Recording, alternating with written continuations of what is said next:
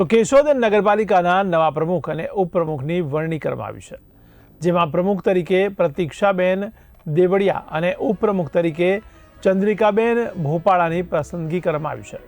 તો કેશોદ નગરપાલિકા સભાખંડ ખાતે બપોરે નવનિયુક્ત સભ્યોની સાધારણ સભા પણ મળી હતી, જેમાં પ્રથમ અઢી વર્ષ માટે પ્રમુખ તરીકે પ્રતીક્ષાબેન દેવડિયા અને ઉપપ્રમુખ તરીકે ચંદ્રિકાબેન ભોપાળાની વરણી કરવામાં આવી છે। ત્યારે બંને નામોની સત્તાવાર જાહેરાત થયા બાદ કાર્યકરો અને સમર્થકો દ્વારા શુભકામનાઓનો વરસાદ થયો હતો। આ સાથે આગામી સમયમાં વિવિધ કમિટીઓની રચનાને લઈને પણ ચર્ચાઓ તેજ બની ગઈ છે। આજ રોજ કેશોદ નગરપાલિકામાં પ્રમુખની જવાબદારી સોંપવામાં આવી છે। દેવડિયા પ્રતીક્ષાબેન કેયુરભાઈ અને ઉપપ્રમુખ તરીકે ચંદ્રિકાબેન ભોપાળાને નિયુક્ત કરવામાં આવેલા છે। તો તમામ કાર્યો અમે નિષ્ઠાપૂર્વક કરશું તેવી ખાતરી આપીએ છીએ અને કેશોદના વિકાસને આગળ લઈ જશું તેની પણ અમે ખાતરી કરીએ।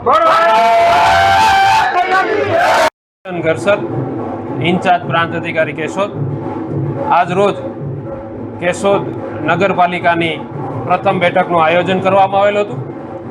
આ બેઠકના મુખ્ય બે એજન્ડા હતા પ્રમુખ અને ઉપપ્રમુખની વરણી, જેમાં બેઠકના અંતે પ્રમુખ તરીકે પ્રતીક્ષાબેન કેયુરભાઈ દેવડિયાની વરણી કરવામાં આવેલ છે અને ઉપપ્રમુખ તરીકે ચંદ્રિકાબેન હરેશભાઈ ભોપાળાની વરણી કરવામાં આવેલ છે।